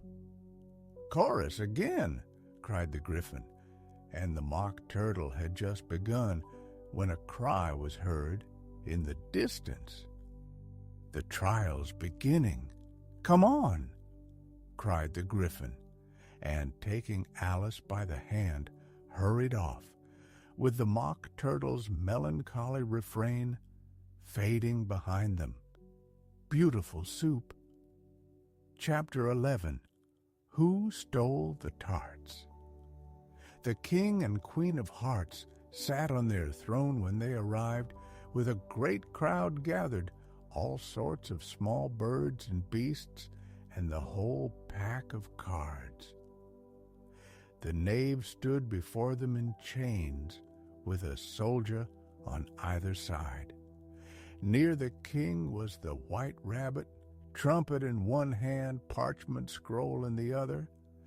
In the middle of the court stood a table with a large dish of tarts, which made Alice quite hungry to look at. I wish they'd finish the trial, she thought, and hand round the refreshments. But there seemed little chance, so she examined everything to pass the time. She'd never been in a court before, but had read about them, and was pleased to find she knew the names. That's the judge, she told herself, with his great wig. The judge was the king, wearing his crown over the wig, very uncomfortable and certainly not becoming. And that's the jury box. Those 12 creatures must be the jurors. She had to say creatures, some being animals, some birds. Jurors! Jurors! She repeated to herself, proud to know the word. Few girls her age would. The jurors were all writing busily on slates. What are they doing? Alice whispered to the Gryphon. They can't have anything to put down. The trial hasn't begun. They're writing their names, whispered the Gryphon, for fear they forget them before the end. Stupid things! Alice began aloud, but stopped, for the white rabbit cried, Silence in the court! And the king put on his spectacles and peered about to see who was talking. Alice could see, as if looking over their shoulders, that the jurors were writing stupid things on their slates, and one didn't know how to spell stupid, and had to ask his neighbor, "What a muddle their slates will be before the trial's over," thought Alice. One juror had a squeaky pencil. That Alice could not endure. She went round behind him and quickly took it away. The poor little juror, it was Bill the Lizard, couldn't imagine what had become of it, and after hunting everywhere, had to write with one finger for the rest of the day, which left no mark. "Harold, read the accusation," said the king. The White Rabbit blew 3 blasts, unrolled the parchment, and read, "The Queen of Hearts, she made some tarts, all on a summer day. The Knave of Hearts, he stole those tarts and took them quite away. Consider your verdict," said the king. "Not yet, not yet," cried the rabbit hastily. "There's a great deal to come before that. Call the first witness," said the king. The rabbit blew 3 blasts and called first witness. The first witness was the Hatter. He came in with a teacup in one hand and a piece of bread and butter in the other. "I beg your pardon, your majesty, for bringing these in, but I hadn't quite finished my tea when I was sent for." "You ought to have finished," said the king. "When did you begin?" The Hatter looked at the March Hare, who had followed with the Dormouse. "The 14th of March, I think." "15th, 16th, added the Dormouse. "Write that down," said the king, and the jury eagerly wrote all 3 dates, added them up, and reduced the answer to shillings and pence. "Take off your hat," said the king. "It isn't mine," said the Hatter. "Stolen," cried the king, turning to the jury, who noted it down. "I keep them to sell. I've none of my own. I'm a hatter." The queen put on her spectacles and stared. The Hatter turned pale and fidgeted. "Give your evidence," said the king, "and don't be nervous, or I'll have you executed on the spot." That did not help. He shifted from foot to foot, eyeing the queen, and in his confusion bit a large piece out of his teacup instead of the bread and butter. At that moment, Alice felt a very curious sensation. She was beginning to grow again. She thought of getting up and leaving the court, but decided to stay as long as there was room for her. "I wish you wouldn't squeeze so," said the Dormouse next to her. "I can hardly breathe. I can't help it," said Alice meekly. "I'm growing." "You've no right to grow here," said the Dormouse. "Nonsense," said Alice more boldly. "You're growing too." "Yes, but at a reasonable pace, not in that ridiculous fashion." He grumbled and crossed the court. All the while the queen had never stopped staring at the Hatter. Just as the Dormouse crossed, she said to an officer, "Bring me the list of singers at the last concert." The poor Hatter trembled, so he shook both shoes off. "Give your evidence," the king repeated angrily, "or I'll have you executed, nervous or not." "I am a poor man, your majesty," the Hatter began, "and I hadn't begun my tea, not above a week or so, and what with the bread and butter getting so thin, and the twinkling of the twinkling of the what?" said the king. "It began with a T," said the Hatter. "Of course, twinkling begins with T," snapped the king. "Do you take me for a fool? Go on. I am a poor man." And most things twinkled after that only the March Hare said I didn't, I deny it, cried the March Hare. She denies it, said the king. Leave out that part. At any rate, the Dormouse said. The Hatter glanced anxiously to see if the Dormouse would deny it, but it was fast asleep. After that, I cut more bread and butter. But what did the Dormouse say? Asked a juror. I can't remember. You must remember, said the king, or I'll have you executed. The miserable Hatter dropped cup and bread and butter and went to his knees. I'm a poor man, your majesty. You're a very poor speaker, said the king. One of the guinea pigs cheered and was immediately suppressed. They had a big canvas bag tied with strings. Into this they slipped the guinea pig head first, then sat upon it. I'm glad I've seen that, thought Alice. She'd often read in newspapers there was some attempt at applause which was immediately suppressed by the officers of the court, and never knew what it meant till now. That's all you know. You may stand down, said the king. I can't go any lower. I'm on the floor. Then you may sit down. The other guinea pig cheered and was suppressed.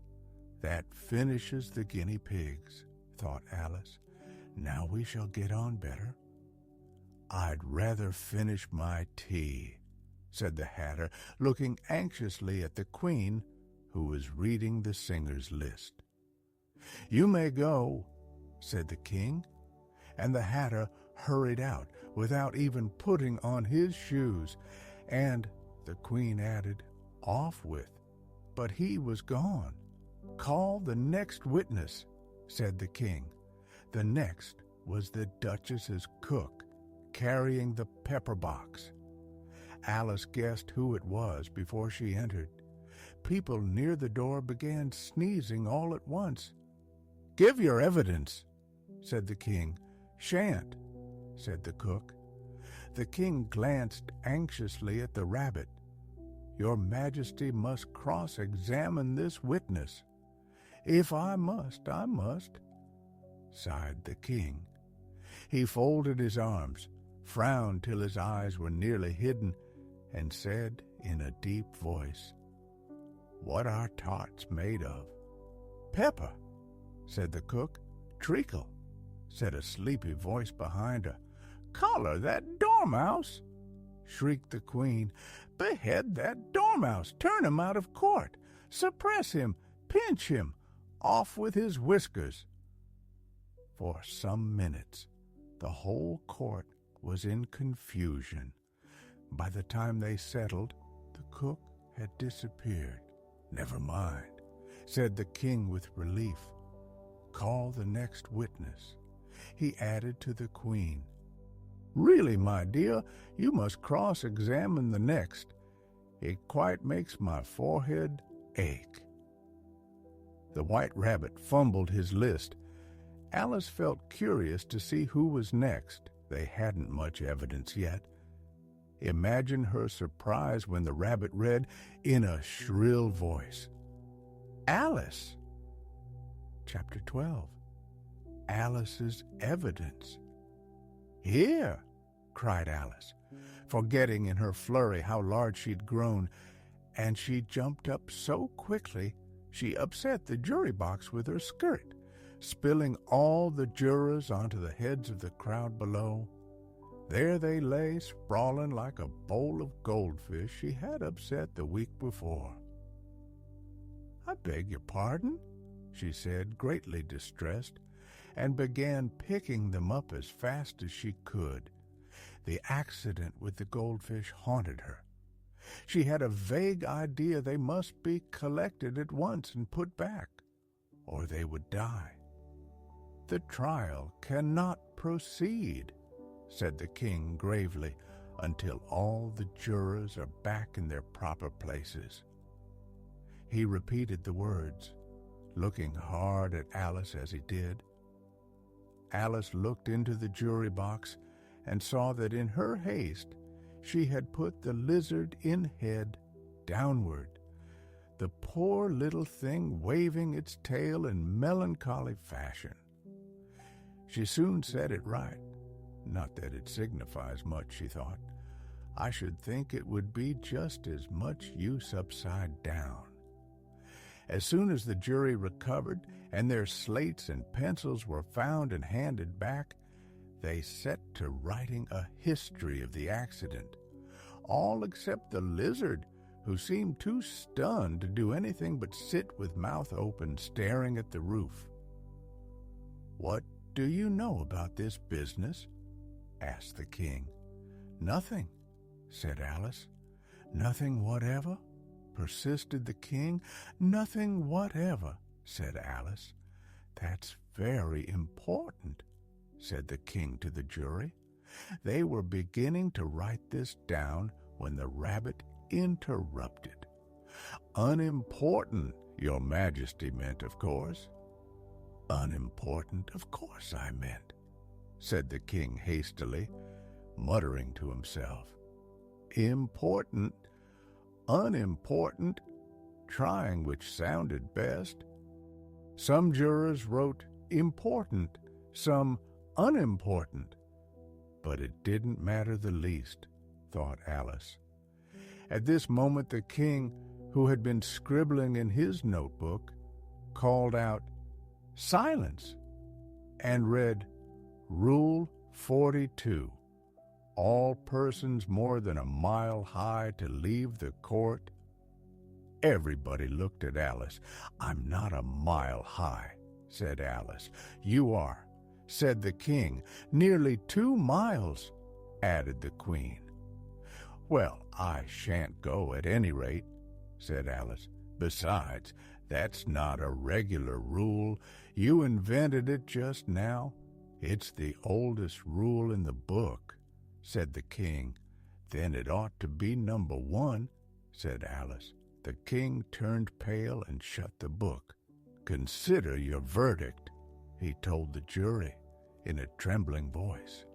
"There's more evidence to come yet, please your majesty," cried the rabbit, jumping up. "This paper has just been picked up." "What's in it?" said the queen.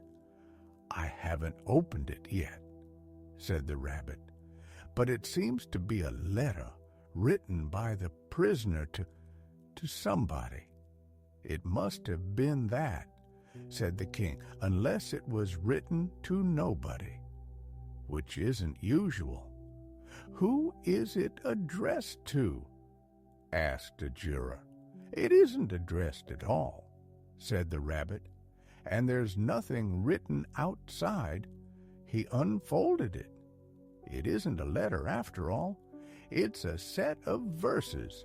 Are they in the prisoner's handwriting?" asked another juror. "No," said the rabbit, "and that's the strangest thing about it." The jury looked puzzled. "He must have imitated somebody else's hand," said the king, and the jury brightened. "Please your majesty," said the knave, "I didn't write it, and they can't prove I did. There's no name signed." "If you didn't sign it," said the king, "that only makes it worse. You must have meant mischief, or you'd have signed like an honest man." There was general clapping. The first really clever thing the king had said that day. "That proves his guilt," said the queen. "It proves nothing of the sort," said Alice. "Why, you don't even know what they're about." "Read them," said the king. The rabbit put on spectacles. "Where shall I begin, please your majesty?" "Begin at the beginning," said the king gravely, "and go on till you come to the end. Then stop."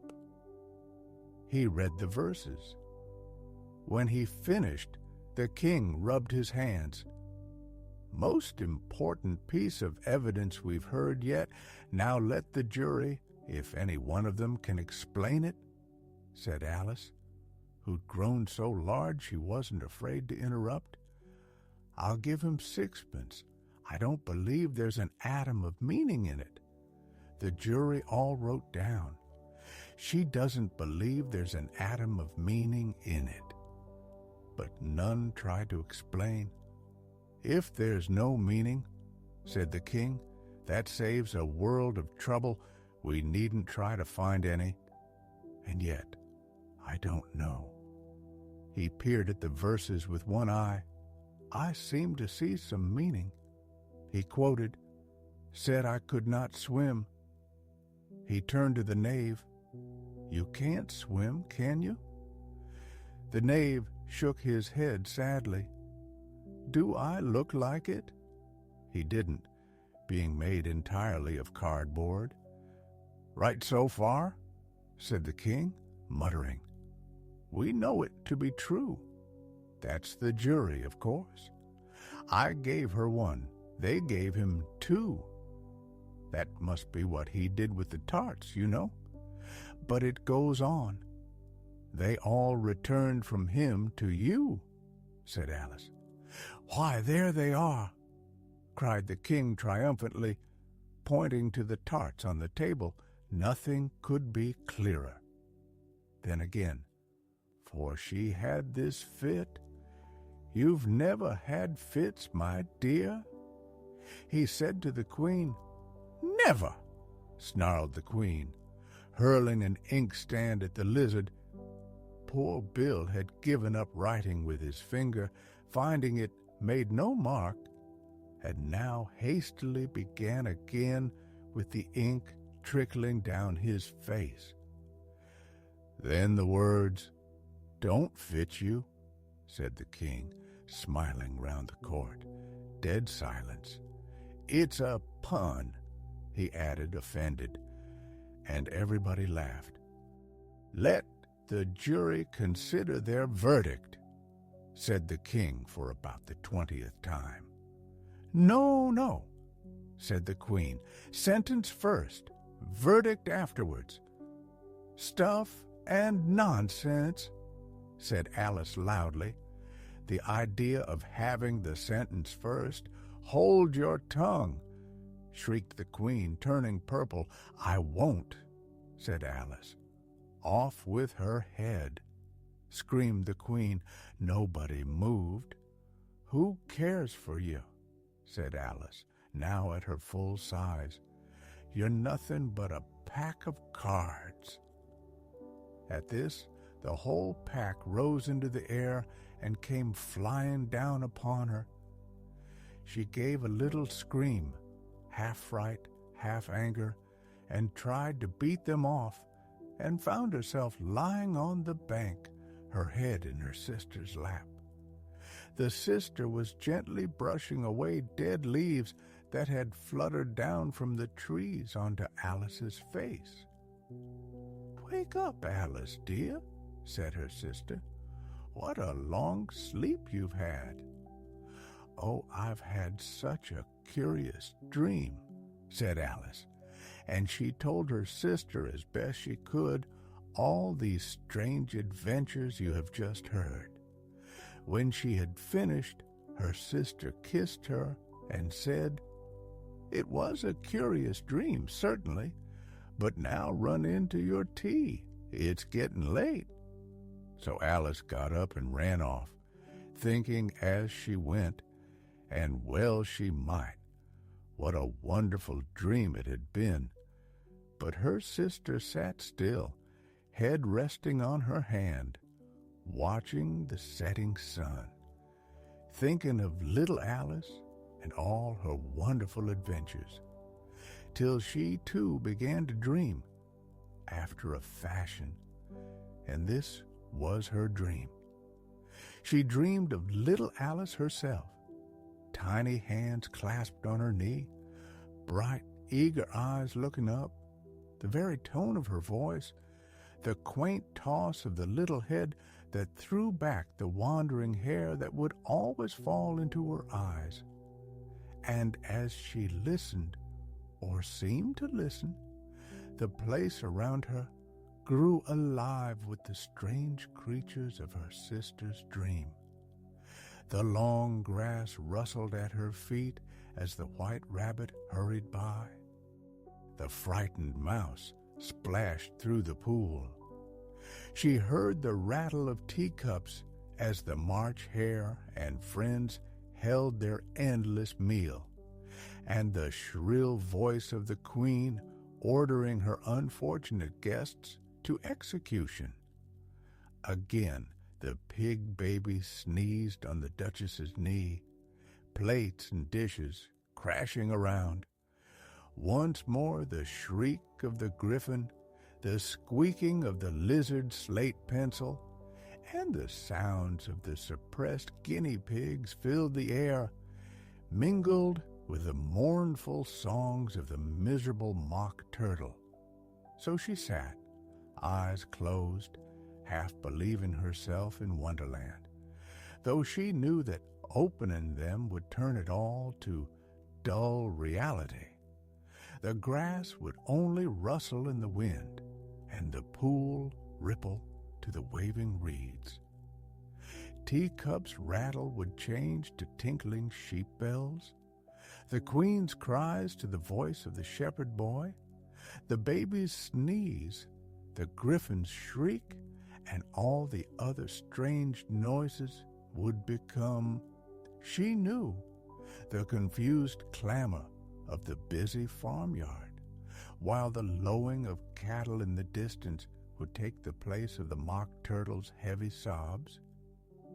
Lastly, she pictured how this same little sister would, in years to come, grow into a woman, keeping through all her riper years the simple, loving heart of childhood, how she would gather other little children about her, making their eyes bright and eager with many a strange tale, perhaps even the dream of Wonderland long ago, how she would feel with all their simple sorrows and find pleasure in all their simple joys, remembering her own child life and the happy summer days. The end.